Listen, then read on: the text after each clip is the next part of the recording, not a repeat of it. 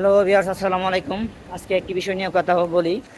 এটি হলো আব্দুল মালেক হাফিজাহুল্লাহ জাতীয় মসজিদের খতিব। উনি একটি কথা বলেছিলেন যে কোরআনে শুধু দুটি ঈদের কথা আছে, একটি হলো ঈদুল ফিতর, ঈদুল আজহা। এছাড়া ব্যতীত কোনো ঈদ নাই।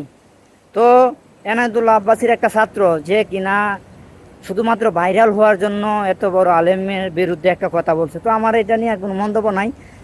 ওরটা ও বুঝবে, ওর বিচার আল্লাহ তাআলা করবেন একজন আলেমকে নিয়ে এত বড় কথা বলার জন্য। তো আরেকটা দেখলাম টিকটকের মধ্যে যে আরেকটা সিন্নি বক্তারা আছে, মাজার পূজারি।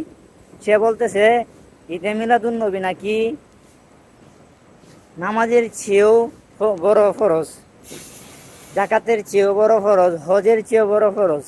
এটা বলতেছে কি একটা সিন্নিকুর বক্তা। এগুলো কি? আমরা আল্লাহ রাসূল সাল্লাল্লাহু আলাইহি সাল্লামকে অবশ্যই মানি, নেতা হিসাবে আমরা রাসূল সাল্লাল্লাহু আলাইহি সাল্লামকে মানি। ইভেন উনার মিলাদুন্নবী মিলাদে আমরা খুশি, উনার আগমন উপলক্ষে আমরা খুশি। আমরা যে যতটুকু উনার আগমনে খুশি, ঠিক ততটুকু তার চেয়ে বেশি খুশি হইতে হবে, উনার সিরাতগুলোকে মানতে হবে।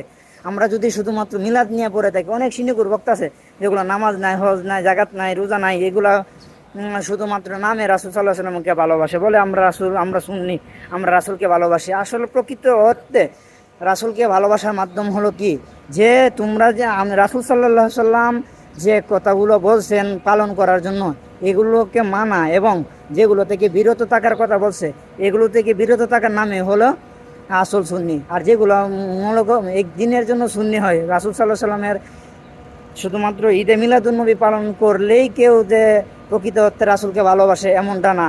সারা বছর নামাজ নাই, রোজা নাই, হজ নাই, জাকাত নাই, শুধু একদিন জশ্নে জুলুস করলো, যেগুলো রাসূল সাল্লাল্লাহু আলাইহি সাল্লাম করে নাই, এগুলো করেই নিজেকে যদি সে মনে করে যে আমি সুন্নি, প্রকৃত অর্থে সে সুন্নি না।